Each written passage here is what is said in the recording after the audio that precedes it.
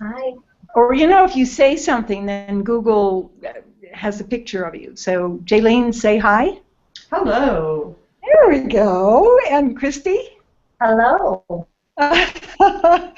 Well, we had fun playing together last week, and just to remind everybody, we are focused on the principles of S.T.A.R, surrender, trust, allow, and receive. And last week we focused on surrender, and we really had a good time playing.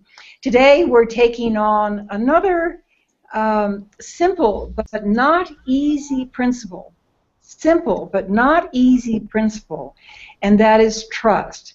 So I'll say hello to all of the participants on the bottom, and in a little while we'll ask you to join in with questions and conversation. But at the moment I'd like to ask Jaylene, just to get started in this process, could you give us a sense of who is trusting what in this higher octave that we are writing about? I think that this octave of trust that we're talking about has less to do with trusting other people and more to do with being connected to your own divine self and knowing that voice inside of you and knowing what that feels like inside of you, so that you can expand into this whole different octave where those things that you've been taught should matter in your life, they're just irrelevant. I love it. Christy? Yeah, for me it's a matter of trusting what's trying to work through me. It's trusting my own journey, my own path as being divine and perfect. So it's not really trusting anyone, it's trusting the whole package. You know, I sent a copy of S.T.A.R, A Now State of Being, which is the subject of this whole series, to someone who had been very helpful to me during the process. And he wrote me back. He was in the midst of a lawsuit, right, and life was very turbulent. And he wrote me back and he said, "Thank you, thank you, thank you. I now know who I should trust in my life."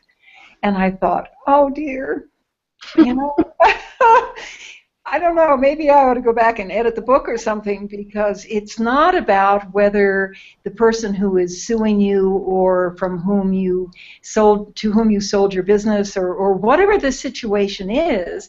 It's not about trusting them. That would be a whole different conversation, and as Jaylene indicated, a different octave. And just to remind everyone, when we use the word octave, we are trying to remove ourselves from the hierarchy of dimensions. So you could think of this as dimensional expansion, but we like to play with the word octave. So one of the things that I would love to share with everyone is that for me, trust is surrendering an intention into the field, letting go, as we talked about last week, and having no expectation. How does that feel, Jaylene? That feels absolutely pristine. Pristine. So what does it look like to live a life with no expectation? The ego's not used to that. Are you asking me? Sure. Okay. What it's like to live a life without expectation means that whatever comes your way, when those wonderful things do come your way, you're more excited about it than you would have been had you expected it to come. And then, oh yeah, well, you know, I knew that was coming. So you have an opportunity for more excitement in your life if you let go of expectations. So, Christy, can you elaborate? Yeah. The first few minutes of this are always disarming because people that I know and love pop on, and then I'm just so excited I lose like all track of of what we're talking about. Oh, look, Christine Turner and Christine is a dear friend of mine. So Joanne. Hi, Joanne, from last time. And so yeah. detaching from outcome is the greatest form of trust. I think that's what it all means. How do we become comfortable with uncertainty? Well, you told a wonderful story last week about leaving your successful employment in the veterinarian industry, and how you were prosperous and successful and stressed out. Can you, without retelling the whole story, what did that moment of jumping off the cliff, what did that feel like? And what gave you the courage? What gave me the courage was the choice to live. And I knew that the path I was on was not a choice to live, because in order to stay in that in that life, there were certain parts of me that were not thriving, and had I continued, I think these parts of me would have been lost. And so it was a matter of spiritual survival, and I really had gotten to the point where the surrender was easy, because nothing was working. So it wasn't even that I was leaving comfort. It was that I was leaving something that was tearing me apart. And the only way out of that was into something brand new, something that I couldn't see at the time. I had no idea what I would do next.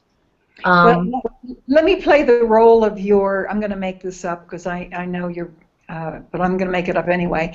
So I'm your mother, and I say, Christy, how can you do that? It's a good job, and you have a family, and so how did you have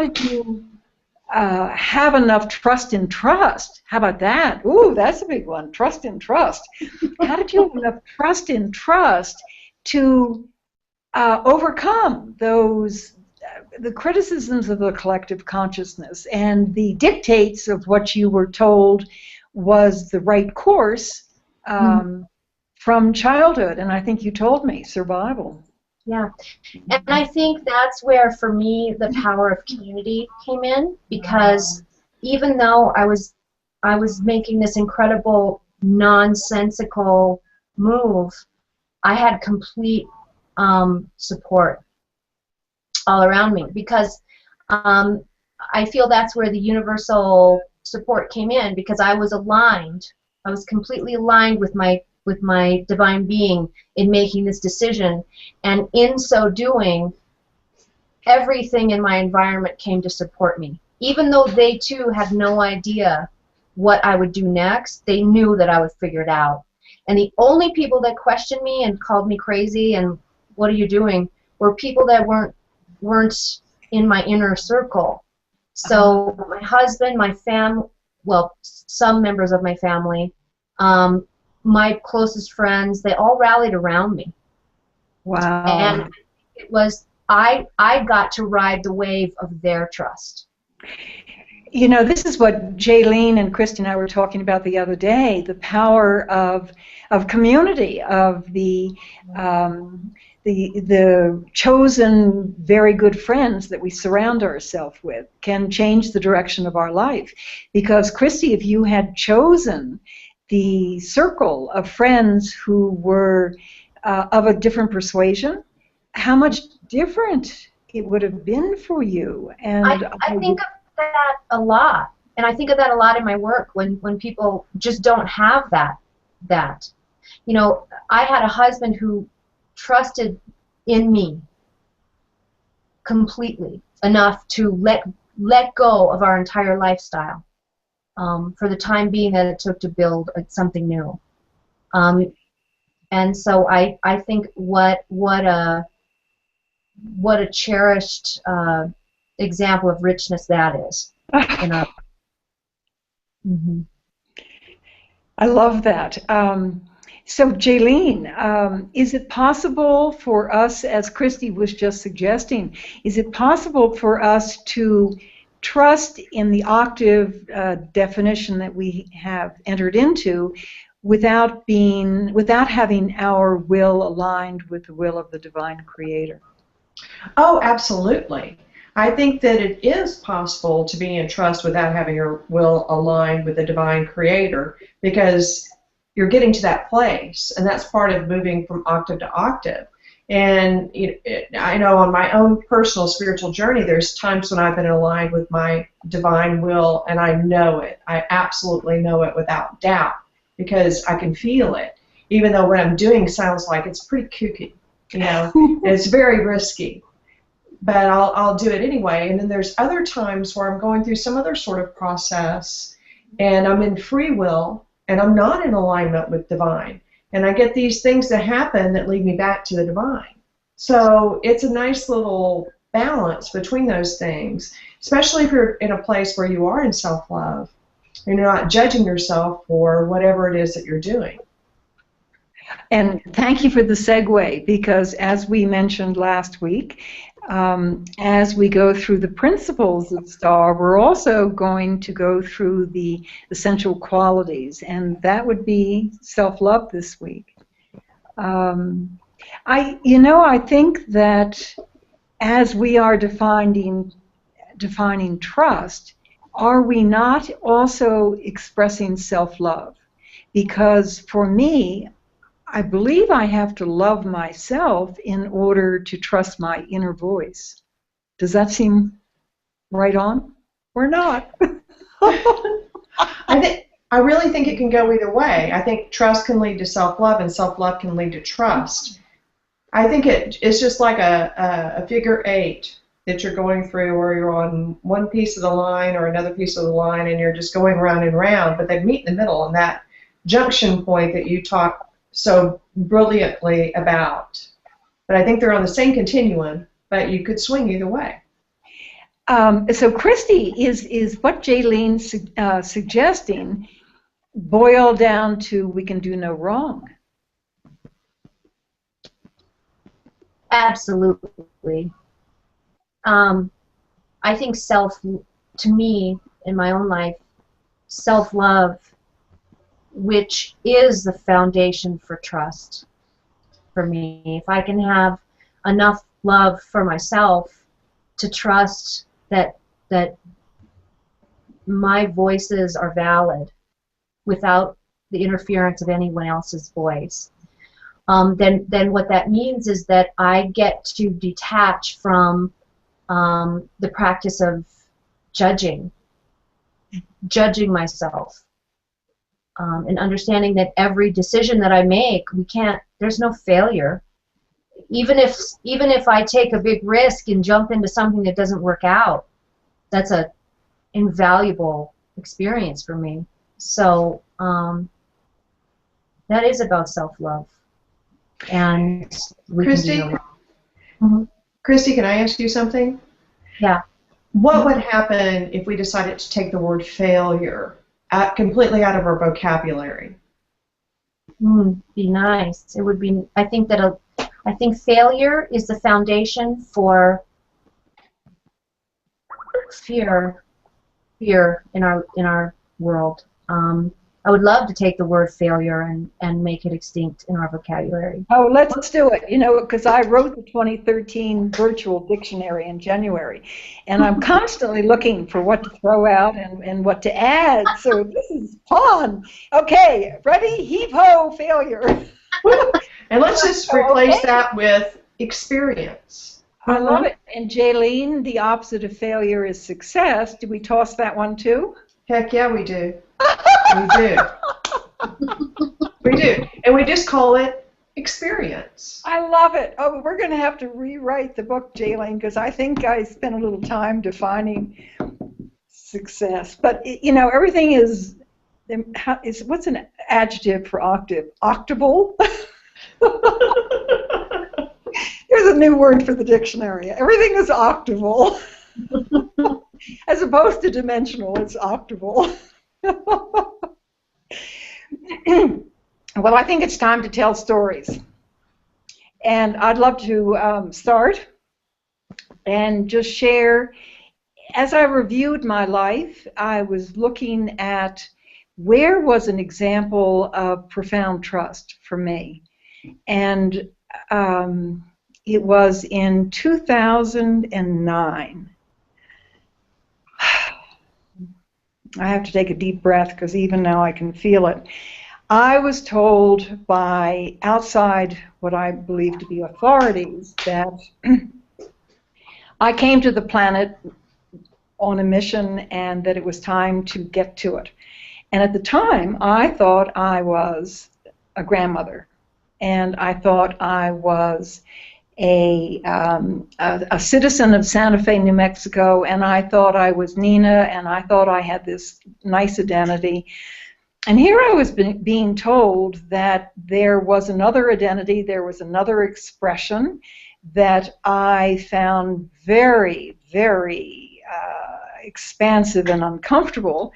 And the words were, you are on the planet to upshift human DNA and do sessions, and I think it is very appropriate for you to speak in front of 350 people in Arkansas on 9/9/9, which was September 9th, 2009. Well, here I am, this citizen of Santa Fe who had a good feeling of confidence, but certainly, I mean, I don't even know what DNA is. How can I upshift it? I mean, it was really just too audacious. Well, something inside of me thought, if Archangel Metatron and if this incredible being who is teaching so many thousands of people around the planet, James Tiburon, believe that I am on the planet to do this work, and if they have the courage, if Tib has the courage to invite me, whom he hardly knew, to stand in front of his audience and speak, there must be something about me that I am not aware of yet, and somehow I will be given the instruction, the courage, the wherewithal to achieve this. So I said, yes. Of course, I went to Google and I looked up DNA and I tried to do a crash course on just what that was and why it needed upshifting. I mean, and how do you do it? And of course I'll do sessions, and I'll charge people to do this. It was really too much. Anyway, I'm trying to get to the point that I was trusting. So I just want to finish the story. Every day in meditation, what happened is there was an internal voice, and I actually gave it a name. I called it the Cosmic Council of Light, and it was me. It was my inner wisdom. And every day I would get a clue on how to do this. And over a period of 2 months, all the clues came together. And I was even told what to wear. How about that? I was told to wear a white dress.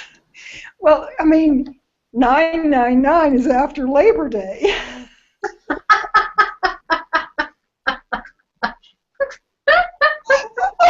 And I think that probably, because of my Philadelphia background, that probably was the most difficult. Your inner socialite was objecting.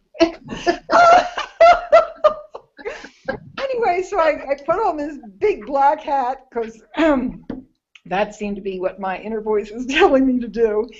And then the other instruction was, no one's going to remember what you say, so just tell stories. Well, how incredible. Why would I drive all the way to Arkansas to stand up in front of a whole lot of strangers to tell stories? But that was the instruction I got.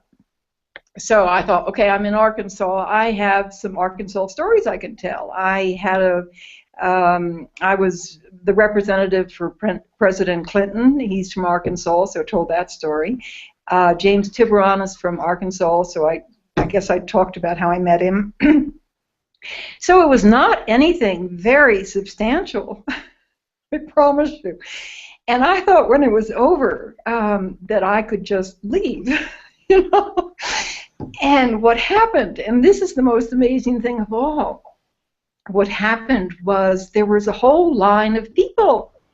and they were wanting to talk to me, and a lot of them were in tears. Well, what had I said? I mean, I told stories. Well, obviously, that is not at all what had happened. There was a frequency that I emitted, and there was a trance that had been created in the room. And everybody, it just was absolutely astounding. So that is my story about trust. Oh, and then the sessions, I was taught how to do the sessions as well. I had a waiting list. I mean, all of this is too incredible. This grandmother, resident of Santa Fe, being told to go do all this, my logical brain should have really said, no, I'm going to make a fool of myself. No, tell stories in front of 350 people? I don't think so. Mm-hmm. But it was the beginning of my transformation, expansion, and growth into this expression of my spirituality. And I think it's okay to say I've made a difference in the lives of other people, and they in turn have impacted my life. So I'm so glad that I listened to my inner voice. Nina, can I make a comment? That is so beautiful. And I truly believe that when we are acting from a place of total alignment with our wholeness, and when we can really act from this foundation of self-love, that it does transmit. And no matter what you're doing or what you're saying, we have the potential to create that, what you refer to as this trance-inducing frequency, because you trusted enough to let go of the voices that said this doesn't make sense, and you had enough self-love to just go and share. And as a result, like you say, you have affected profound change all over the world. I think that's so beautiful. I work with a lot of people in my work that don't believe in themselves. They think that they have to come and initiating great change or affecting people on a deep soul level is something that they have to learn, or some skill that they have to acquire, when all they really have to do is show up and be in alignment with their wholeness and their self-love. So thank you for demonstrating that so beautifully. Oh, thank you. So tell us a story. Ghislaine, let's start with you. I can think of lots of stories you've told us, but you pick one. Holy Toledo, do I have a lot of stories about trust in my life. Can you hear me? Yeah. Okay. All right. I just wanted to make sure. And I was thinking through my filing cabinet in my mind and deciding which story of trust to share. And I think it's the bridge that led me to the path where I met you. And I met the other messengers that I'm working with at Gather Insight. And that was in 2005. There were two very significant events that happened to me in 2005. Well, actually, there was a whole lot that happened in 2005, but these are the two keys I'm going to talk about today. I had gone in September. I'm not sure if anyone remembers Karen Bishop, but she was very early on the path, writing a column called What's Up on Planet Earth. And it was a huge mailing list that she had that this went out to. And she and I had met, and then we were looking at publishing her through Council Oak Books because I was still there. And knowing that there was some kind of transition happening in publishing, and not really sure how to work with her because she was so different than other people that we were working with at Council Oak. So I actually flew and went to the Grand Canyon with Karen Bishop. And when I was at the Grand Canyon, I was having these feelings inside myself that I was doing the right thing, but I was in the wrong place. And I had an abundant amount of love for my work at Council Oak because it was my dream to be able to do this. So here I was, right smack dab in the middle of my dream going, I don't belong here anymore. What am I going to do?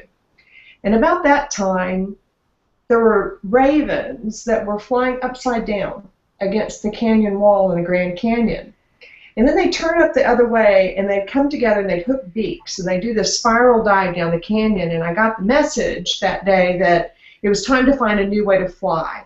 And it was time to find a new way to come together. And I get goosebumps every time I think about that. So I was like, okay, well, now what?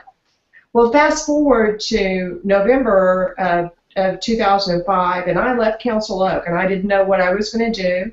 I didn't have Gather Insight. I didn't have a clue how to work with people, except if I was working through a publishing company where it was part of my role to work with people.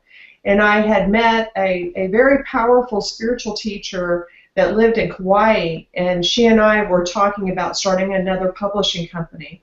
And so even though I was unemployed at that time, I made the financial commitment, and I flew to Kauai.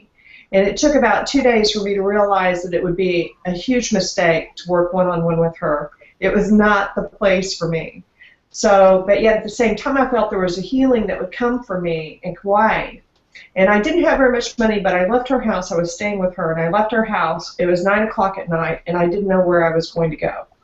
And so I drove around, and I saw this one hotel, and I thought, well, I'm going to go in and talk with them. And I went, and I talked to the clerk, and I said, I need to stay here for 7 nights, and I only want to pay you $50 a night. Is that okay? And he said, well, sure. And he gave me a room right next to the koi pond. And I was like, oh, this is so great. I mean, I don't have to change my flight. I don't have that expense. I get to stay here. I really need to figure out what am I going to do with my life now. So the next morning, I woke up, and I packed up my beach bag, and I was right on the ocean. And I walked down to the ocean, and I found out that I was at a Hawaiian place of refuge. It was an archaeology site that was there. And I walked in the place of refuge, and I just sat there for a while, and I was like, wow, you know, thank you so much for all that you're offering me in this space that I can be in. And then I got my beach bag, and I walked to the beach, and I was laying on the sand, and I was looking around and enjoying everything, and I just was asking, okay, now what do you want me to do? And my phone rang in my beach bag, my cell phone, and it was a woman in New York that I had met about 6 months or so earlier, and she said, oh my God, Jaylene, I've got to finish my book, and I've got to do it in 2 weeks, and I'll pay you. I'll pay you. And I was like, wow, okay. So I helped her do her book, and then the phone rang again, and I helped someone else do their book, and then the phone rang again. And so for the next 3 years of my life, the phone would ring without fail when it was time for me to work with someone. And that's my example of how I moved trust into my business and combined my business with my personal mission here on the planet. That beach bag telephone ring was an awesome thing. Jaylene, I just absolutely love the story, but I especially love the words moving trust into my business. Oh, how I would love to have a whole Google Hangout on taking these principles into business. Mm-hmm. Yeah. And having everyone calls it courage, but I would say the inner knowing that we can run a business. Christy, that's what you're doing. Mm-hmm. Yeah. Tell us about it. I mean, give us a trust story. Well, gosh, I'm kind of like Jaylene. I have to like weave through 1,000 trust stories. I guess. Well, Christy, I'm going to jump in there. Yeah. Your trust in your business, your professional growth is expressed by your being on this call right this minute. Mm-hmm. I mean, you had to make a lot of decisions based on the trust that this was the inner wisdom and path for you to take. I mean, you canceled employment, you made all sorts of shifts. Mm-hmm. Yeah. I think there's so much interference from outside sources that tell us what we can and can't do. It becomes so difficult to sort through those voices and find the courage to make our own leaps of faith. And recently, everything in my life came together to tell me that it was time for me to devote 100% of my time and resources to writing and to my own personal coaching practice. And anyone who's in the field of psychology, coaching, therapy, whatever it may be, follows the unwritten guideline that it's going to take 3 to 5 years to build a decent client base. And so I was really saddled with that belief system. And I thought, for 3 to 5 years, I'm going to have to go get another job to supplement what I really want to be doing. And I did do that. I finished my master's degree, and I went and found employment in a wellness center in Santa Fe that I loved, but it wasn't my life's work. And a year into it, I just said, I can't hold myself back anymore. I can't be this square peg shoved in this round hole. I've come too far for this. I have to give this a shot. I have to trust that if I make the space, the universe will fill it with that which I create. And within 2 months of making that decision, I have a full practice. I have more clients than I know what to do with. And I think it was a matter of just pushing aside what everyone else knows, supposedly that it takes 3 to 5 years to develop a full practice, and just making space for the reality that I want to create in this moment. And it's a matter of be careful of what you wish for, because when you get aligned with it, it happens near instantaneously. And I'm still juggling writing a book and having 54 clients, you know. So that's my most recent story of trust. Mm-hmm. Let's take a digression for a second and talk about trusting that the experiences that we all have are of our own creation, that we create our own reality, and that it doesn't come from an external source. Do you have any comments on that, Jaylene?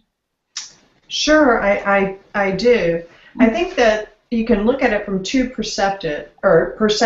You've got one perception that is your divine eyes. And then you've got this other perception that's your physical eyes, where you're looking at the world and you're seeing all the things that are there. And human eyes really are like blinders. And I've had many visions imagining a divine being coming into this human body and then trying to see through our eyes as humans what's going on in the world, and getting completely crazy for doing that. It's like looking through a kaleidoscope is how I see it. I forgot where I was going, Nina. I don't know why. Ask me more. I got lost in the kaleidoscope. I think you're looking through kaleidoscope eyes. I love it. Well, yes. Christy, jump in there and help us with the perception that we create our own reality, but trusting that that really is true. Oh, I think that it's a process, because I think in the beginning it's hard to say, yes, I believe that with all of my being. I create my own reality, because we have so many underlying belief systems that conflict with that. And it's about opening to just the possibility in the beginning. Okay, what if I create my own reality? What starts to happen in me when I say that out loud? I create my own reality. And as soon as we get to the point where we can literally feel a shift in our body, then I think that somatic understanding takes place, and that's when we start to shift our self-limiting beliefs that have been ingrained in us. Well, let me tell you another story, and it's about my creating my own reality and sort of the aha that brought me there. And I I think I wrote about it probably on a blog. It was time for the new Prince of England to be born, and I made a prediction that I thought it was a she. I thought that Princess, the princess, which ended up to be a prince, would be born whatever day he was born on. And I put it on Facebook. And it was very benign. I just was talking about the numbers and what they added up to and the energy of the day, and wouldn't that be a cool day? Well, I got a response, and it was a criticism. Well, I mean, I hate to tell you, but I'm not criticized very often, and I had lots of different ways that I could process that. The first way, and I'm just telling you the obvious, is, oh, Nina, you did something wrong. Oh, Nina, you offended somebody. Oh, Nina, you don't know what you're talking about. Oh, Nina, you need to write him back and get into a dialogue to prove that you're right, or, you know, and on I could go. And I had a totally different response to it. The response was, and I'll use Christy's words, what would it look like if I created this? Wow. Mm-hmm. And what do I think about that? And what is the field, or what is the universe trying to communicate to me using this messenger as a vehicle? Well, I mean, here I am still talking about it. So it was very powerful, and it made me think. And it made me think that for me it is true that nobody can do anything to me. That person on Facebook who wrote whatever they wrote, I can't even remember, wasn't wrong. I have no judgment about it. I use my famous fascinated observer words to describe it. And the gift, the gem, the diamond that came from it is just that nobody can do anything to me. I was perfectly masterful, which is all I care to be every minute of the day, 24/7, as masterful as I can be. I wrote the email or the Facebook article. In everything that I think I did as masterfully as possible. End of story. So there is no drama in it. And I don't get fed by the drama. I don't get fed by the dialogue, I'm right, you're wrong. It just was fascinating that it was an event in my life that I'm sure I'll keep talking about. So, Jaylene, did you get your feet back on the ground? Yes, I was flying somewhere. Well, you know, as we're humans looking at creating reality, what does that mean to us?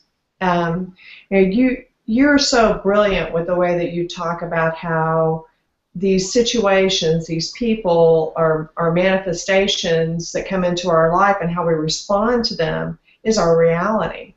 And so, do we create a reality is so ingrained in me that it's hard for me to go back and remember what it was like when I didn't think I created my reality. Mm-hmm. And then the perception thing is about when my human eyes are perceiving reality, it's one thing. When my divine eyes are looking at a situation, whether it's in my life or in someone else's life, they're seeing you know, a completely different view. Panoramic is the closest word that I could come to, but it's still not it. But it's like this omniscient view of everything that's going on, and the absolute perfection of the way that it's unfolding for someone, unfolding for me in my life. It's beautiful. Mm-hmm. So I see that as a different aspect of trust. That we, and maybe trust is not the right word, so help me out with this. Maybe it is a knowing, and maybe trust underlies knowing. Maybe so. I do think that it is trust. I think it's trust in its purest form. Trust in its purest form to me means that I have to control nothing. There is nothing that I have to control. And that occurs because I can trust everything is perfect. And I can also trust in the illusion, which is even more fun sometimes. Because the illusion is simply that. The illusion is simply my response to the world. And I don't mean that in a narcissistic manner, but I can only respond to the world the way that I respond to the world. And so I just think it's a pure word, very pure in nature. Christy, any thoughts on that before I jump? I'm sorry, you cut out. Did you say something to me, Nina? Any thoughts on that before I jump to another thought? No. I want to make one comment. Isn't Facebook our divine teacher right now? in really perfecting the fascinated observer aspect of our work. There is so much conflict that happens in social media and across the internet in general, and it's really just a really fabulous teacher, I think, for us all in how to shift the energy. So I love that. So here's another thought, and it's an expansion of the word trust. Trust that what presents will always be perfect. mm-hmm. That's a big one. I mean, was that man criticizing me perfect? Yeah. Mm-hmm. And you're at that place, Nina, where I watch you make that statement, and there's no hesitation in you at all. You're just like, yes, that's the way it is. It's totally perfect. Yeah. I don't have to worry or fret about anything. I don't need to go back into the drama zone. It's, what I see when you talk about it in that manner is that it's a level of emotional maturity. We're really used to not being very emotionally mature. We're more used to being teenagers, no matter what our age is, as far as our emotional level in dealing with the world goes. But you've got a level that's quite amazing. Mm-hmm. Mm-hmm. Thank you. So, Christy, isn't the fascinated observer concept, which maybe you can elaborate on, isn't that a tool for having emotional maturity? I think absolutely. I think it's also the fascinated observer. It's that sacred witness. It's simply removing ourselves from the judgment and coming at whatever we experience as a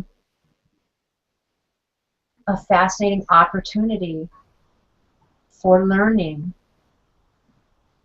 So I think it's a critical foundation in our own growth, is being able to remove ourselves from the drama and just observing, where's the gratitude? What's the gratitude for every experience? There's a lot of force behind that. And then the opposite of being the fascinated observer is becoming the identity of the event or the experience. I am guilty of offending that man on Facebook, or I am all of these things that I could label myself with. But instead, as you say, withdrawing. What was the movie, What the Bleep? And the primary actress, at the end of the movie, it's been years since I've seen it, but I never could really quite understand why it was that she was portrayed as viewing herself interacting with somebody in the concert or whatever it was. It was too puzzling for me, and now I realize that it's perhaps her wholeness, her human divinity, who is stepping outside of the event, as what did Jesus say, be in the world but not of it. That's what we're talking about. Mm-hmm. That's what the fascinated observer is, for sure. I find the fascinated observer to be fun. I find the concept of looking at any situation that's in the world, looking at any situation that's in my own backyard, in my own heart, from that perspective of being fascinated by it, it's just freedom to me. It's freedom to me. I don't need to go back and forth and try to soothe someone's feathers if I've upset them. I can see that sometimes upsetting people or, tilting that apple cart or however that cliche goes can be a good thing. And it's also good when people tilt my apple cart from time to time. Then I go, wait a minute here. And then this thing comes in after I go, wait a minute here, and I go, oh, okay, well, aha, that's what I needed to know. And then you can move on. So I find it to be a really valuable tool. Mm-hmm. Yeah. Plus, when you're in a situation that would normally trigger a reaction from you that you are trying not to have, and you just stop that and you go, well, that's fascinating. There's something that happens to you. I mean, if if everyone would just try that a few times, next time you're in traffic and someone's cutting you off, or you get scared or whatever when you're driving, go, that's fascinating. It said, you crazy. Wow. Can I ask you a question? Yeah. Oh, yeah. So, Rose, introduce yourself as you do so.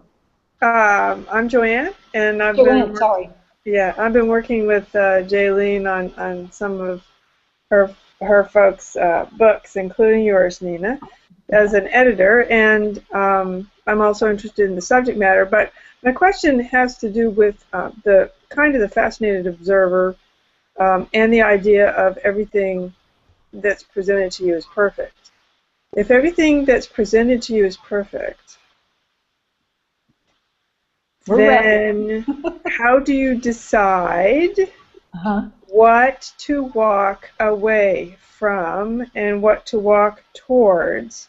Because, I mean, you could have somebody come and ask you, hey, I'm in an abusive relationship and my partner is beating on me and stuff like that. And they could interpret this everything is perfect thing in a way that says that they should not resist or change anything that comes into their field of being, okay? And that doesn't feel right. I love it. So, and Joanne, go ahead. Are you finished? Yeah. Okay. So let me tell you about my abusive partner. And I've written about it. I can't remember where I wrote about it, but it was tough, no question. It was mostly verbal abuse. I think once I went to the hospital, but mostly verbal. And boy, Jaylene and you, since you're in this industry, know the power of words. It was really devastating. I was at the point, as you can imagine, I'll do it very briefly, where I did everything I could to not be in this person's presence because it was so hurtful. And then I was on an email conversation with a stranger in California, and she said to me, if you have a 2-year-old child and that child does something wrong, do you kick them out of the house? Well, no, of course not. And her comment to me was, well, this person is a young soul. And all of a sudden, without going into a whole lot of description or explanation, something snapped in me, and I realized that this person is not that abusive man. That is not who he is. That is how he, and this is a fine distinction, that is how he is expressing himself. And he is expressing himself. Why? Because Nina created the situation, I now know, didn't know then, to learn self-love. So what happened was, I remember I was in Philadelphia, and I was driving down the Schuylkill Expressway, and I was going to take a left to go to Manayunk, where I had an apartment, and all of a sudden my inner voice said, no, you drive down to the office that he has locked you out of, and you speak to him and tell him what you've learned. Well, I mean, you can imagine I did not want to do that at all. Anyway, I always follow my inner compass. So down the Schuylkill to South Philadelphia, and of course there was a parking space right in front of the office, and of course it was open, and of course he was there. I think I was being set up. Anyway, I walked into the room where he was. He was absolutely flabbergasted because I was always on the run, and he had the power. And I looked him in the eyes, and I said, I need to talk to you, and sit down on the sofa and listen. I guess I didn't quite say that, but that's what I meant. He sat down. I looked him in the eyes, and I said, I have to tell you, I love you. Thank you so much for this experience. I don't want to ever do it again. I'm going my way. Okay. Really? Okay, yeah, I get it. And what happened was, I am now absolutely in balance with that person. I have taken back the power that I gave to him. Right. I am filled with self-love. I have no baggage on my shoulder. None, zero, nada. And, I mean, he was totally floored. Now, I don't know how this would work itself out with abusive situations where there are knives and guns and all that. I can't tell you that. Right, I understand. Except that in what I can tell you for absolute fact, in Nina's truth, none of those people are what they are expressing. And that's why every time I meet someone, I ask the question, who are you? Because Nina is not a grandmother. That's how I'm expressing. Nina is not Nina. Nina is not the Queen of Sheba. Nina is not Cleopatra. Nina is not a Venusian. Those are all expressions of the divinity, the enormous light that I am, and you are too. So when I look at my mother who's alcoholic, when I look at my husband who's alcoholic, when I look at all of the people that came into my life, that's not who they are. Right. And I love them, love them, love them, and am totally in balance with them because I learned self-love. Does that help? Yeah, it was, the reason I brought it up was not so much because I kind of figured out what you were talking about anyway, was basically for a lot of other people who are listening, who may be still in the middle of a situation where they're trying to decide what I would call the loving detachment move of stepping away from a situation. Okay, I've learned this lesson. Now you're not still married to that same guy, obviously. So you made a decision at some point that yes, I love you, but we're done. So that's that aspect of it is what I kind of was looking to hear, and you gave it to me. That it doesn't mean people have to be doormats, Joanne, we have a transpersonal psychologist who's. Oh yes, transpersonal. I indexed a book about that a long time ago. Christy, what is your take on this? No, I really do want to comment that understanding that we're divine beings creating our own reality and understanding that everything we experience is perfect is not about total acceptance. It's about constantly aligning with our wholeness to make decisions based on our divine expression. But I think for me, when I heard you ask that question, Joanne, it's about being in every moment for the sake of that moment. I too have been in an abusive relationship, but accepting the perfection in it is not about, well, I should have stayed in it. I should have just endured its perfection. Right. No, it was no. My divine being self got me out of that situation, and it was because of my own self-love and surrender, trust, allow, receive that I was able to navigate out of that situation. Right. So it's about looking, and the perfection and the acceptance comes in me looking back Right. I'm that young woman that allowed myself to be abused and not judging it, but loving myself for it. Right. This Yeah. has been so Yeah, valuable. that's a perfect encapsulation of what I was looking to have come out of the answer to the question, which I already kind of knew. But the was to hear this, that exactly what you said, Christy. That process, it's perfect, but you may not see the perfection when you're in it. But once you make the decision to love yourself, you know what to do in the real world to move yourself into that divine space, and then later on you'll understand what that lesson was. But people need to feel their feelings of sadness and anger and not that they necessarily do anything about it, but when you're in the middle of something, it doesn't help to tell people, oh, it's all going to be fine. I see Rose over on the side, and I'd love to hear what Rose has to say. Oh, she's waving. Yeah. Can you hear me? Yes. Okay. Well, I do have some life experience with this as well, and I actually chose to stay in the relationship because I do create my own reality. Once I understood that completely, then the other people in my life are absolutely reflections of the conflict that goes on within me. When I don't know who I am, I still am in separation.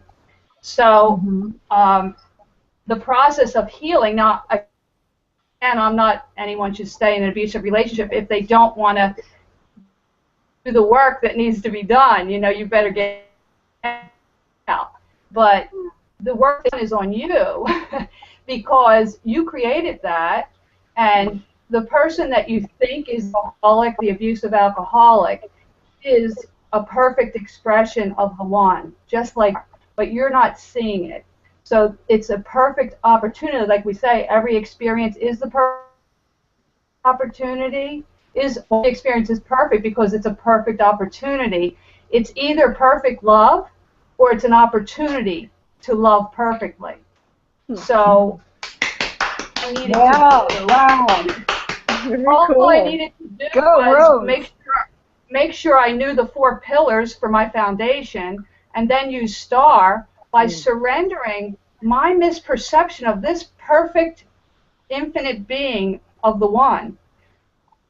I surrender it. I trust that the truth will be shown to me then. My wholeness will show me something misperception. And you can do it and see a change like that. I could have someone I can't hear Rose. Yeah, I think it's Rose's transmission, her broadcast. Michelle, any thoughts? Do you think if I put you're pixelating? Yeah, I think if you think if I put this headset on, it would be better? I think it's your internet connection, unfortunately. You can adjust your bandwidth settings in the top right, the little icon that looks like a triangle. If you click that and move the slider down, that'll hopefully limit the bandwidth. You might actually also turn off your video. That might actually help as well, because we want to hear what you have to say. Let's try that and see if that makes a difference. With this bandwidth, do I hit click the button minus? And then slider and slide down. Oh, okay. Slide it down to the bottom? I mean, to the other. A couple there. That'll help. Now you can talk. Let's see if that gives a clearer connection. Do you hear me now? Yes. Yes. Okay. So what it is really, you can change your reality in an instant, and I've done it many times. So I'm very sure of this. By simply using the principles that Nina has in her book, you understand that you are responsible for creating the reality that you see, the experience that you are having, not in a guilty way. You're not guilty of anything. You simply misperceived because you didn't fully know at that time who you were. Or you did know, in the process of conscious, of becoming one again, knowing our oneness. We always are one, but sometimes we don't know it. That's unconsciousness. So in the process of being unconscious, you had thoughts, you had,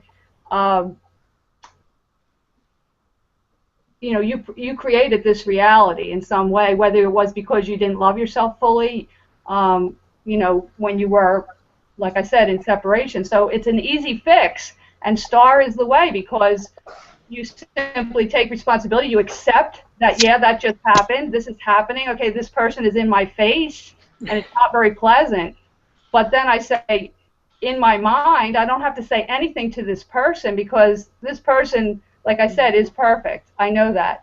All I have to do is get my own mind correct about it. So I simply have to surrender this misperception that I'm having to my wholeness, and trust that it will show me a win-win situation for everyone involved, because our wholeness is that perfect love for everyone involved. And I have done that. As a matter of fact, that was the beginning of my journey, because I could have somebody in my face simply do this in my mind without a word said, and they would turn around and come over and say, "Oh my goodness, I'm so sorry. You didn't deserve that. I am so sorry." And I just say, "That is perfectly okay. I love you." Because Rose, I think that's absolutely beautiful. It's like you have embodied a theory that I have, which is when you change the way you respond to the world changes the way it responds to you. Exactly. So here you have this aggressive person, and because you're not responding in the way that they're accustomed to you responding, they go, "Oh, whoops, okay, now I got to do something different. Cool, okay." And so then that response turns back around. It's beautiful.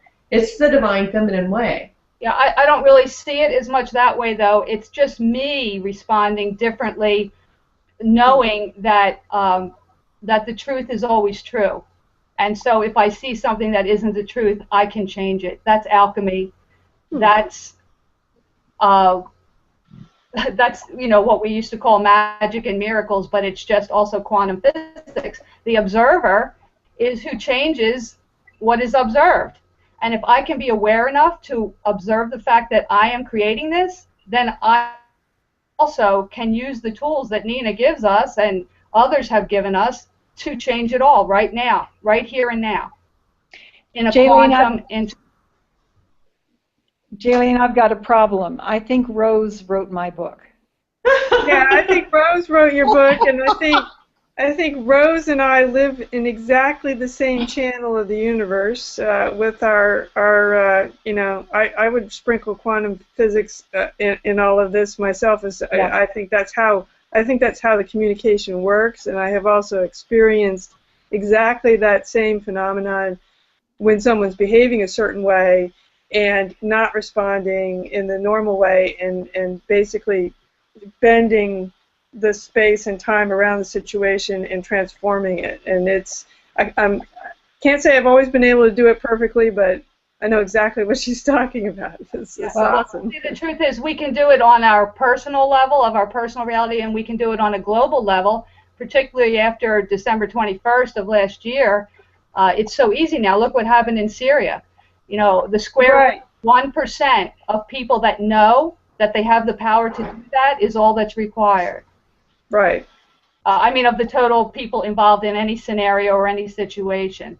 So there's enough light workers on the planet now who know that they are divine humans and know that they have this power to create their own reality and to create and shift the collective reality for everyone in perfect love.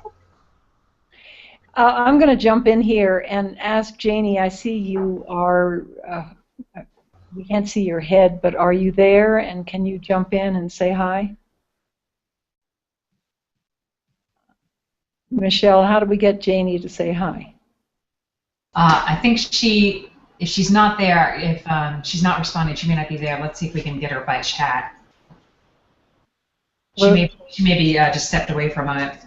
Okay. So in the meantime, we've actually moved into the question and answer period, but I do want to read this quote that I read when I was on the treadmill this morning, and I hope you're more impressed that I was on the treadmill than with the quote. It comes from Glenda Green's book, The Keys of Yeshua, and it is trust, and these are the words of Yeshua. Trust the universe has no insufficiency and nurtures its every part as if it were the whole. Yeah, I just love that, because we so often get enticed to think that we are not the whole, that we are less than the whole. And to trust that the universe has no insufficiency. What does that mean? Going back to quantum physics, Rose, does it not mean that all possibilities exist and we just trust that that is the case? Absolutely. Anything that we possibly imagine to manifest is already there. It's nothing we could possibly think of that is not already there. That's a huge statement, and that goes against the materialists, I think, and maybe we're getting too scientific, but trusting that everything that we need is there for our choosing. That's what we're talking about. Right. So what do we choose? And that's a huge question, too, because I think we don't choose. I spent most of my life thinking that it would appear, whatever it was, because I was good and God was outside of me. But now I'm in the driver's seat, and I trust that my wholeness is running the show. Well, the other thing is we choose in every single moment, right? We're choosing love or fear in every single moment, whether we do it consciously or unconsciously. So, we're creating our reality either by default or on purpose, and the more we learn about the new way of being in the new age, the more we do it consciously, and the more we do it then in perfect love of ourselves and all, because we are the all as well. So, Christy, do you have any of those delicious questions that you were sharing with us last time? I do have one this time. Okay. It's a good one. Oh, good. We don't want here's judgment. We don't want a bad one. Or one we can't answer. How about that? Well, I think all of us have been here at one point. So he asks, how can we practice the principle of trust and still remain responsible? I hate my job. Indeed, it feels as though it's killing me, and yet I have a family to support. How do I just make a leap when I need that paycheck to feed and clothe my kids? And what I did last week, and the answer is? No, I want you to answer first. Like what I did last week. Well, anybody can jump in, because this is pivotal, and it's what we've been talking about. So, how do you share that wisdom of? Oh, Jaylene, tell us the Indiana story. Isn't that the answer? The Indiana? Yes, I can tell you the Indiana Jones. Yes. Yeah. I mean, he did it. We can do it. Well, in the movie Indiana Jones and the Last Crusade, and he's looking for the Holy Grail, which, I mean, you could go to a zillion different possibilities about what the Holy Grail is. Could that be human divinity, the cup of human divinity? I believe so. So that was when I was making my leap business-wise, and I had a conversation with Star Fuentes, and she brought the movie up, and she said, Jaylene, you remember that scene where Indiana Jones has this choice? He can surrender, which is the bad part of surrender, if there is, to the Nazis. You surrender his power to the Nazis. Or he can go to the other side. But there's this cavern, and you look down, and it's a zillion miles deep below you. And only the faithful shall see the path is the message that he gets inside of his clue book. And so rather than surrender to the Nazis, he takes a step and then all of a sudden he sees the bridge that no one else could see. That's what it's like when you take that leap of faith, when you know that you have no choice to turn around. Because what we do as divine humans to ourselves when we get in those situations is, if it's part of your destiny to achieve this, if it's part of your destiny to do that, and you're not listening to that intuition inside yourself that says, I have to make a change, you lose personal power, because the universe will deliver to you a situation that makes you force the change into your life.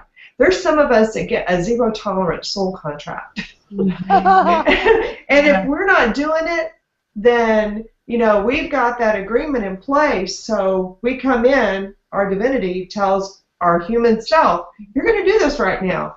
I'm scared. I don't know if I want to do this or not. And then the divinity comes in and it says, you must do this now. And so you make that choice on a soul level to experience this chaos in your life to force you to be all that you are. That's what I think it's like. Hey, Christy, can I speak to that question on a pretty practical level, just because it's something I'm working on right now? Absolutely. Yeah, because, you know, you got people like, I'm the major breadwinner in my family, but it's not really about me. It's about this really cool guy named Michael Cooney, who is, I still can't believe he and his family did this, but that's the critical point. He got together with his family. I'm wondering if your questioner is afraid to ask for everybody to get together as a team to look at a third, fourth, or fifth alternative to where they're at right now. He's thinking he's maybe got to carry it all by himself. Because what Cooney and his family did is they decided they wanted to give their sons this incredible round-the-world travel experience. So in 2005, they thought, hey, look at the housing market. We'll sell the house, and we'll make this big plan, and we'll go around the world. And because Mike's a real planning guy and he loves checklists, it took him 3 years to plan this. You know where I'm going, don't you? Yes. And in 2008, suddenly the house was not going to sell. Okay? And he got together with his family, and they changed their plan. The first leg of the journey was just to Latin America. They're still going everywhere else. They went as travelers and not tourists. In other words, they didn't take a guided tour thing. He cashed out half of his retirement fund.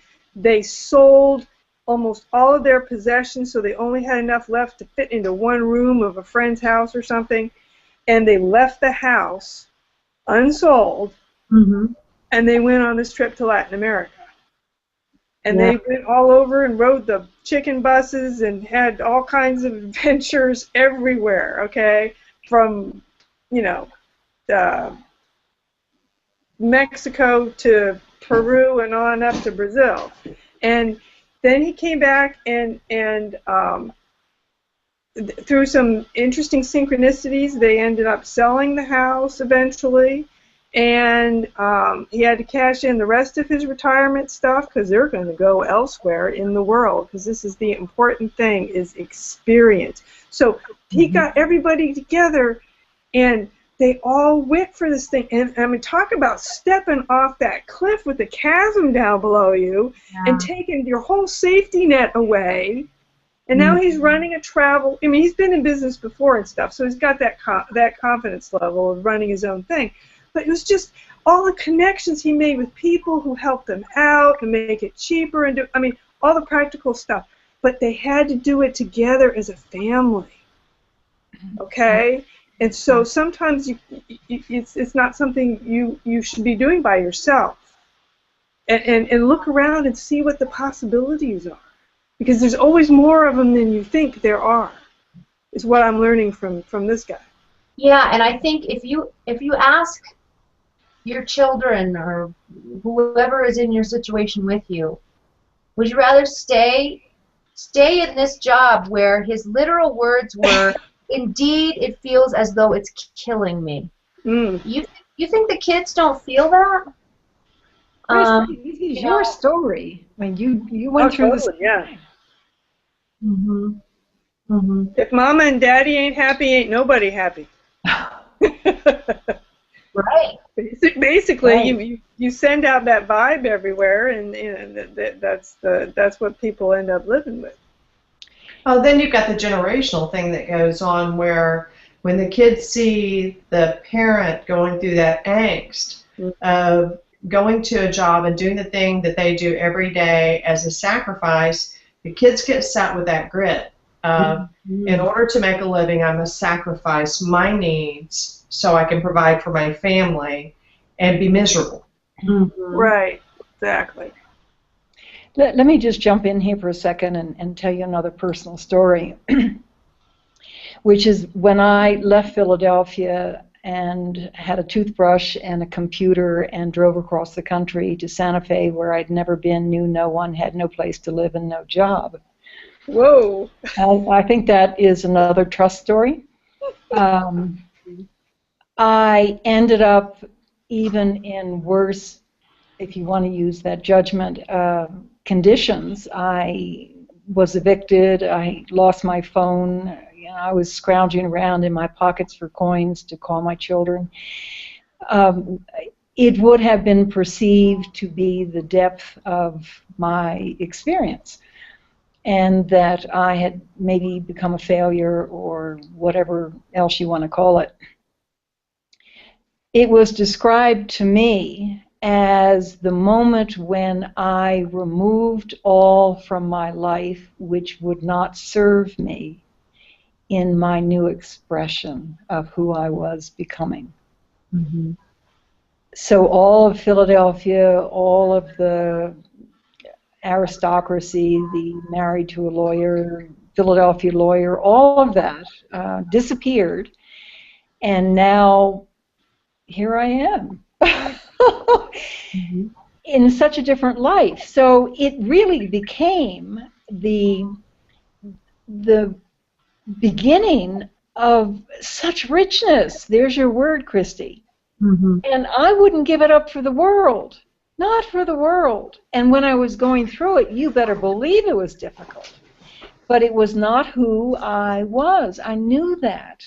Mm-hmm. So I guess what we're suggesting is that trust is the opportunity for the half-empty glass to get filled with new, delicious stuff. Nina, could I add something? You bet. I think this is a perfect time to use S.T.A.R because, you know, in the old energy paradigm, it was, it seemed like we always had the choice between like two kind of crappy choices, you know, and this is what kind of this person is facing. Well, I have one choice here. I have a job that I hate. And then on the other hand, the other choice that I see is being irresponsible by giving up this job that probably earns me more money than anything else I know that I can do right now. So I seem to be in a quandary here, right? I seem to be in a stuck place. But with S.T.A.R, there is no stuck place because all you have to do is say, I know there's a third choice. Even though I don't know what that looks like, my wholeness does. So all I need to do is accept that I do have this situation now that I wish to change, surrender it to my wholeness, and let my wholeness express the solution for me. Rose, where did you come from? I mean, honestly, it's so fantastic. I mean, Jaylene, she needs to write a book. You need to make it. She can come up with her own acronym or something if she wants. I mean, she can put quantum physics in it or something. But we need to hear more of her story. I can tell you a quick story of how it just worked in my life. You know, which is not exactly what this person is going through, but how it works is, you know, I was in a situation where it looked like two crappy choices, but I know that's not the truth anymore. So it was with my mother-in-law who's aging, and she was in a she got herself all into a state, right? Because she didn't know how she was going to move forward in her life, and then her health began to fail because of that, what she was thinking, or, So anyway, it was like I was the only one not working right now in the whole family scenario. So the choice was, should I take care of them all? And it would be a 24/7 job because she really didn't want to do anything for herself at this point. Or was it best for her to move into a kind of assisted living situation? The truth was, I did not know what the best choice would be. I left myself open to all possibilities. I surrendered the whole thing to my wholeness and trusted that the right thing that would be most benevolent for everyone involved, myself, my mother-in-law, everyone involved, would appear, would be manifested. And within 2 days, my mother-in-law called to tell me that she was, through a person that she very rarely talks to, was on the phone and was told about these Polish people, like my mother-in-law's Polish, that come and live with you and take care of all your needs. And within 2 weeks, she had a woman living with her that absolutely fulfilled every bit of what she was looking for. Companionship, everything done that she wanted to be done in her life, could drive her anywhere she wanted to go 24/7. It was this woman, this angel's purpose was just to make her life perfect. So that's S.T.A.R. And Rose, wouldn't it be wonderful if we just expected life to express that way? It does. All we have to do is take that quantum leap that we're talking about and trust. Mm-hmm. So that leads me... Rose, can I say something, Nina? Yeah, absolutely. Thank you so much for your example. You are why we wanted to write this book. Right. And I appreciate you so much sharing all these experiences that you've had, putting this to work in your life, and thank you so much for being that model. Mm-hmm. Oh, well, believe me, it just is, you don't have to thank me because it's what makes my life now so much better, right? It makes my experience of living such a joy and a bliss because I no longer have to worry. There is no stress. Oh, my goodness, what should I do? My wholeness will take care of it for me. Mm-hmm. Beautiful. Gosh, that just touches my heart. And I wish Janie was able to speak because I think she has a very similar story. I have a question if we are ready for another one. Mm-hmm. Why is self-love such a struggle for so many? Eons of imprint to the collective consciousness of humanity on the planet that has told us that we are not worthy. We're erasing that, we're eradicating that belief system from the planet right now. And that's why it's so challenging. And there's a lot of people here who part of their development plan from the divine perspective was to go through these processes so they could be ambassadors for this way of being in self-love. We're breaking the paradigm. I love it. Christy, do you have a thought? Yeah, I completely agree with Jaylene. It's to be on a global level. We're taught not to focus on ourselves, not to be selfish, not to think of our own needs. And some, puritanical blueprint of sacrifice being the way to a noble life. I don't think it's worked in anyone's interest. And so what are the barriers that make this a difficult transition? And of course I'm thinking of peer pressure, criticism from the traditional authorities. And so how do we break through that? And I'll give my answer, which is what you said a little while ago. I think it was Christy, community. And now I've got my passion. Mm-hmm. That's why we're doing what we're doing. Yeah. That's why we're doing what we're doing. so many people, my truth, across the planet saying, I don't know who to talk to. Here I am in South Africa, here I am in Indonesia, and nobody understands me, and they criticize me when I say I'm a divine human.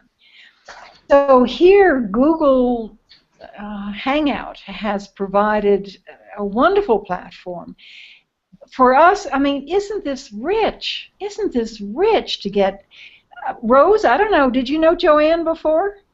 No. Did you know Christy? No? No. Well, I think the answer to all my questions is nope, nope, nope, nope. But, I mean, I want to stay in touch. I want to hear how your story unfolds. I want to have you inspire me in the future. I want to introduce you to that person in Indonesia because he says and speaks the same way you do, and you should know each other. Mm-hmm. And in doing it, we talked about this last week, so what is the big vision? The big vision is to figure out, Michelle, I hope you're taking notes, figure out how to have hundreds of thousands of circles, star wisdom circles, just exploding all over the planet of strangers and friends coming together and falling in love. And maybe someday actually meeting in person. But using S.T.A.R, in this case, the single principle trust as the platform or the foundation for coherent thinking and coherent speaking, back to quantum physics, so that we can exponentially entangle the field and collapse particles from the waves of potential that will be the dreaming of our new Earth. That's the big vision. Mm-hmm. So I just honor you all, and Michelle, read some more manuals. Will do. And talk to more executives at Google. That's right. Hey, Michelle. Yes. Michelle, something I learned when I was a Unitarian Universalist. I was working in a church type of organization, very open-minded church type organization, but church type organization. Their biggest problem was they thought they were supposed to get bigger. And this puts pressure on people to get memberships and make money and stuff. So the church structure is flawed, to my mind, in that sense. But what I learned while I was there was the power of 10. Okay? You get about 10 people together. They can be networked with other groups of 10. But it's important not to try to necessarily bring 1,000 people into the same room at the same time to do something, because people will get lost in a large group like that. You can either break it up face-to-face in a seminar or something and break them up into small groups. I've seen that done really successfully. Or on these online things, Google, either by accident or I don't know exactly how, decided on the number 10. And that seems to be psychologically about the number that can create the kind of intimacy that creates fundamental change inside people as they talk to each other. Maybe they got the idea from group therapy or something. I don't know. Possibly. But that's basically, I don't know, Christy, you may know more about this than I do, but that seems to be what worked in my experience with the spiritual organization, that you can network these groups together, but let about 10 people meet at any one time. And then they can share what they learn with the others, like in a recording later or something like that. And there's also I have to go find it, there's a YouTube thing where a guy got a whole bunch of singers together from all over the world and pieced all their stuff together to make this beautiful music. But that idea comes into my head too, that it's just, we can create that wave that Nina's talking about. But it's important for people to be able to make these real connections with just a few at a time, and that seems to be important. And Yeah, oh, go ahead. The other question I would have, Michelle, is let's say that Rose and Joanne wanted to become very best friends. Right this minute, they don't know how to connect with each other, except here. So we don't have to solve that right now, but you know, some expert at Google can figure that one out. Christy, you wanted to say something? Well, I think getting into the logistics of it is, you know, who knows how it's all going to unfold, but the important thing is that the intention is there, and I do know of many people across the country who feel isolated in their area. And I honestly feel that's an illusion. I feel that we do, you know, I got my master's degree in California, and I live in Santa Fe, and I've heard in both places, oh, we live in a bubble where we're safe here. You know, California and New Mexico, we can be whoever we want to. And I think what we're asking people to understand is that we can be whoever we want to, whoever we are, wherever we live. I completely agree with you on that, Christine. I actually think that it's vital for us to go into other places, be with other groups of people, and then, you know, share this with other people by simply our presence rather than, you know, preaching. We're kind of tired of preaching. Presence is much better. Right. Well, I will say one thing about this technology as well. I talked to a Google guru yesterday, and he told me that every day on Google Hangouts, people are producing 10 to 20 years worth of video. So it's conversations, and it's private, it's public. They're conversations though. So if you think about how much video feed and how much data per day is being created by these connections between people, I think the illusion of being isolated or alone, you know, we can certainly break that down by using this and other technologies. Yeah. You know, you were talking about the power of 10. I was listening to a neuroscientist talking, and he said, and forgive me if I make a mess out of this, that the brain most successfully captures 10 words. So if you're in dispute, help me with this, Christy, if you're in dispute with your partner, or you are trying to get a message across, instead of having a half an hour diatribe, put it into 10 words and have them respond with 10 words. Yeah. Oh, that's beautiful. Isn't that interesting? Wow. Well, I've heard that's true about like phone numbers and stuff, that we can only remember so many numbers at the same time, but I didn't know that was about words. That's really interesting. So I have another question here, and it's about trust as it relates to the experience of drama, illness, and chaos. So I don't know if I have posed it in a question. Where's my wordsmith? Help, Jaylene. Okay, so I'll ask the question. I'll ask the question because I can see it. And it's when we're walking in a chaotic world, how do we go into that chaos and stand in our own truth and allow those that are experiencing the chaos at a different octave to do that? Ah, beautiful. How do we not interfere with other people's paths? Wow. Oh, and rescue them. Oh my gosh, for heaven's sake, let's rescue them and drag them out of that octave so that they can see it from the fascinated observer. Oh, and let's make sure we're right. Yeah, right. And then we take the whole experience away from them. Don't do that to me, please. Okay.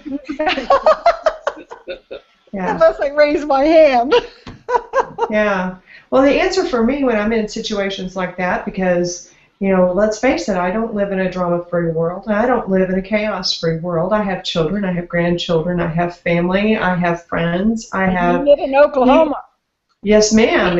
And you know, we have tornadoes here and straight-line winds, and you know, things happen. But when you find yourself in that place where you can stand in the center of the chaos and be unmoved by those that are going through chaos around you, and just look at them with honor and love and say, I honor you. That is freedom for me. I think we're speechless. I just wish I could do it more often. Why? Not get sucked into the chaos. I mean, I've been where you're talking about, where you're not sucked into the chaos, but I don't always remember. But maybe it's perfect for you to get sucked in. Yeah, it must have been. Do you like chaos? See, chaos, I see chaos, and it's like, it's mute for me. Do you like it? Not anymore, actually. I used to. Now I don't even read high drama books or watch this Game of Thrones or anything like that. I get kind of bored with those things now. It was a shift that happened about, I don't know, 5 or 6 years ago completely, where I wasn't even interested in reading or seeing stuff on TV or anything anymore that was that way. It feels kind of strange though sometimes. Well, let me ask you one more thing then. What would, if you could replace that in your life with something else, what would it be? Because this chaos is a teacher in some way. It's a teacher, it's a leader, it is a thing that focuses your eyes on a different direction. And in some ways that's your divine self leading you to something else. So what would you replace that mechanism with that leads your eyes to that place where you're going next? I think that's where Nina S.T.A.R thing comes in, because then what you do is I get this, when you were talking, I got this picture of eyes opening. And being able to breathe deeply and look around and actually see these opportunities without having to have them pointed out to you or beat you over the head with them in order for you to see them. It's a different way of seeing opportunity that's just more peaceful, I guess. But it means staying in that star kind of place where you're constantly surrendering, trusting, allowing, so that you can receive the notification, if you will, that there's a light over here that you need to pay. You're paying attention to the light instead of paying attention to the darkness in order to go see the light, if that makes sense. It's hard to explain. I had this picture of Oh, you wordsmith, you were lost for words. Oh my gosh. I failed. I'll have to write a poem. That's tough when it happens. Yeah. That sometimes poetry is better because it'll tell you. You can use metaphors to express the idea of pointing yourself towards the light so you can see what's going on. Aha! You're a parabolist. Okay, so if you can learn from the chaos. If you're not pointed toward the light to start with, because it's like somebody tapping you on the shoulder real hard, okay? But if you're pointed toward the light anyway, and you keep your awareness open, you'll start seeing these opportunities in the synchronicities that go on all day long. You see what I mean? And then you don't have to go through chaos to get there, if that makes any sense. Okay, can I go one more level with you? Okay. Okay. Why is light better than darkness? I was waiting for that. Why do you choose between the two?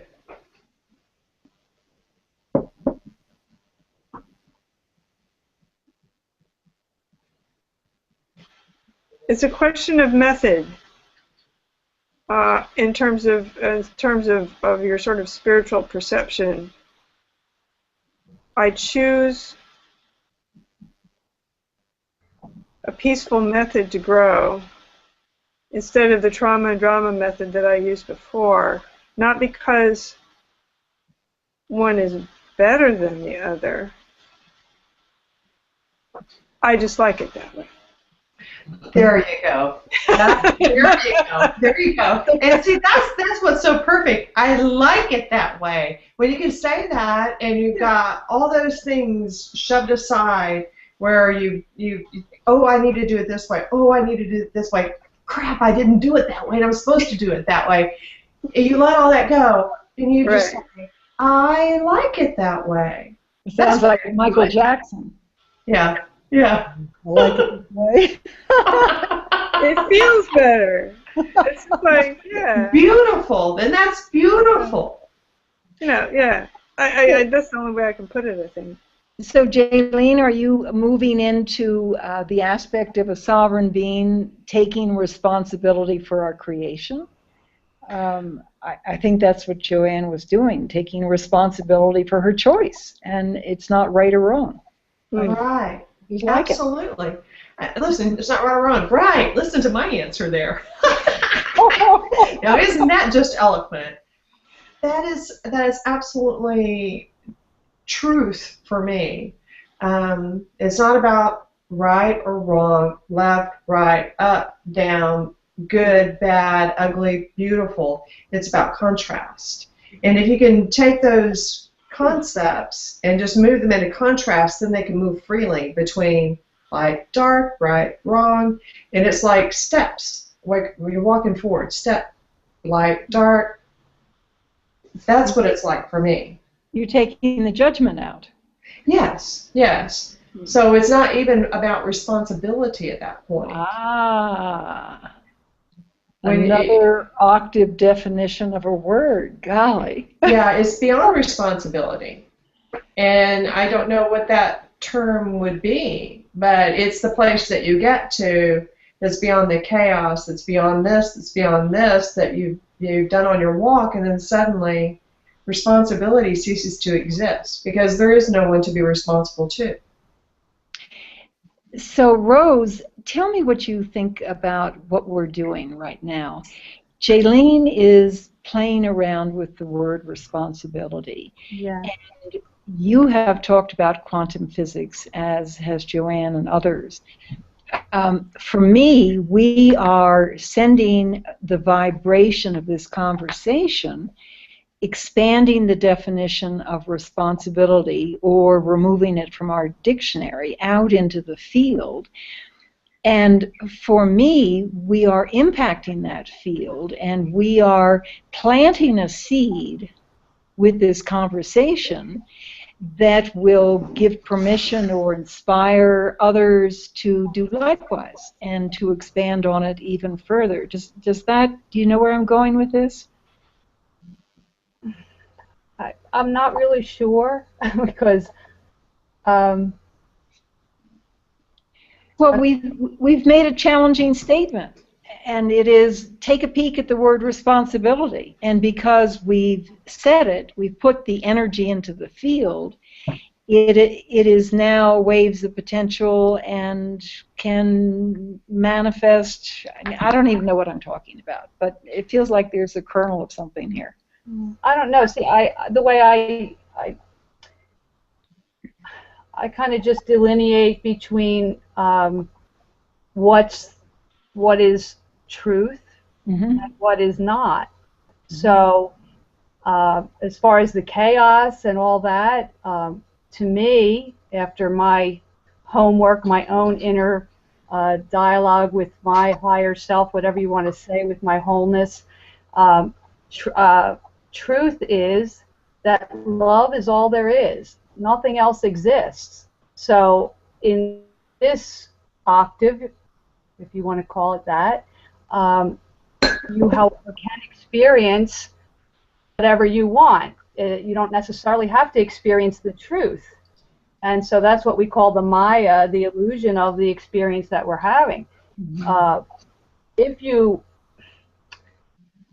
only judgment to have of the chaos or something that does not match up with the truth, which is perfect love, is it doesn't exist. So, it can't exist because it's not true. Okay, only truth is true. Everything else is pliable, is changeable, and so the way that I express it is that I need to take some sort of responsibility, otherwise I am unable to change it.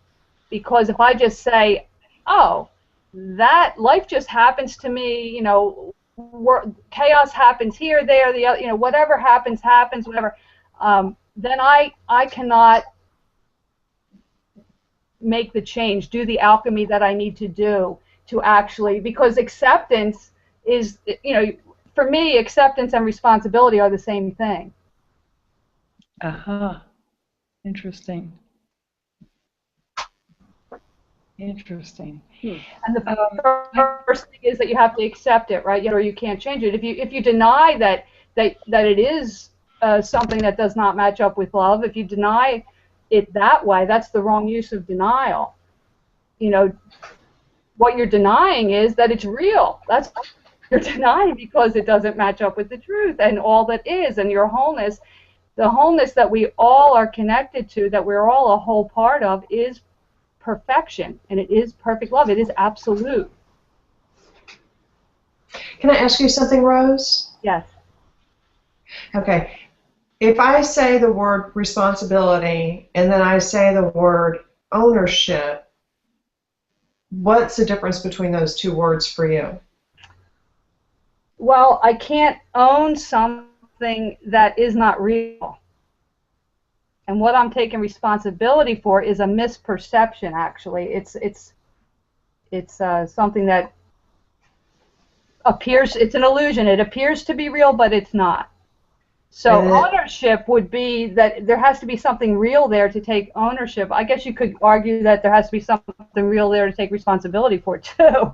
I mean, you could make that argument, I guess. But it's just, you know, everybody has their own way of probably approaching you know, the beginning part of how you use the star, but there has to be a point where, you know, for even in our journey here, I mean, it is a university, the school, right? So we are already perfect. We are already mastered.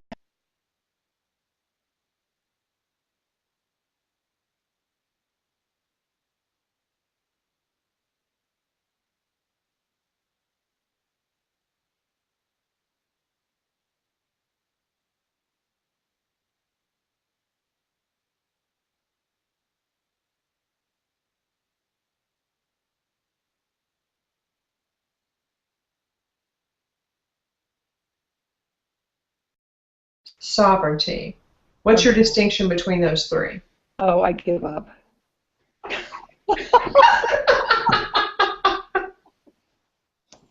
I need a bowl of Wheaties.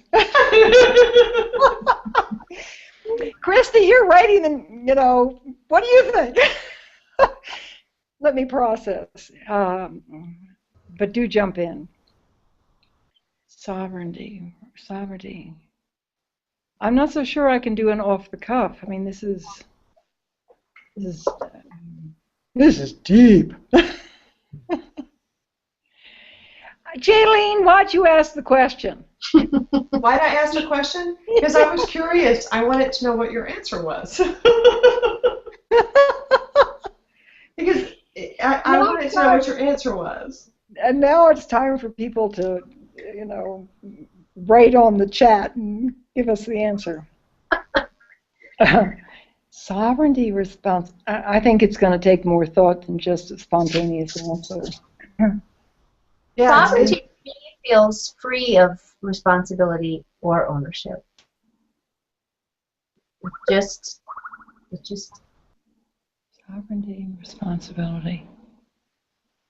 You know, Jaylene, are we playing around with different octaves again? Am I getting trapped in trying to answer the question in one octave when I think you're looking for a different octave and I'm feeling a different, I mean, because everything is being perceived by me, for sure, with different eyes. Mm-hmm. And in different languaging. I'm not finished writing my 2013 dictionary yet. I think Jaylene needs to answer the question. Yeah. I do too. Thank you, Christy. Chrissy, I think you're accurate with what you said. Is sovereignty would be the absence of ownership or responsibility. It's self-ruling is what it is, and if you're self-ruling, then responsibility becomes a moot point.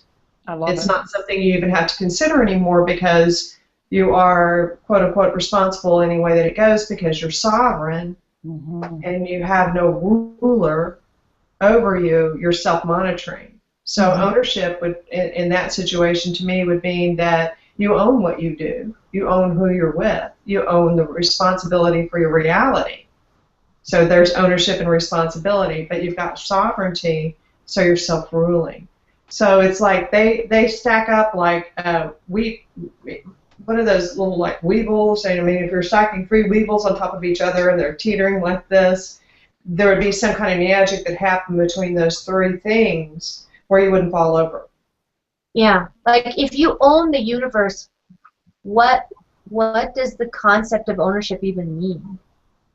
Right, right. Well, I had a dog that taught me about that one time, Christy. Don't make me cry. I'm not going to make you cry. I'm not going to make you cry. This dog was amazing. I found her in Hot Springs, Arkansas, actually, in front of a liquor store, ready to run out in front of traffic. And I pulled over real quick, and I said, "Come here!" And she ran into my arms, and she just jumped up and was like hugging me. And I said, "What do you want me to do?" And I could hear her tell me, "Well, just put me in the truck." And so I put her in the truck, and I took her home. And then for the next 6 months, she stayed with me. She knocked down the fence and stayed in the backyard. She was telling me that she didn't need a boundary, that she was going to stay there, that it was her choice. And then she'd do things like she went to the neighbor's house and she stole a little kid's like Indian, with the feathers and everything, headdress. She brought one home, long-dead kid down the street. She brought home one boot. And so I was talking to her one day, and I was telling her name. By the way, she told me her name. Her name was Mirabella. Miss Bella was what I was allowed to call her. So this is Miss Bella. And so Miss Bella brought home the kid's shoe, and then she brought home a teddy bear after that. She was stealing from the same child. And so I was trying to tell her about stealing, that she wasn't allowed to do that. And then she picked up a rock off of the gravel driveway that we had, and she said, "Well, who does the rock belong to?" And she just couldn't get that stuff belongs to us. So I think that's the universe. Yeah. She was awesome. She was awesome. And then one day she ran away to the post office 3 times in the same day to the same woman, and she was telling me, "I got to go to her now."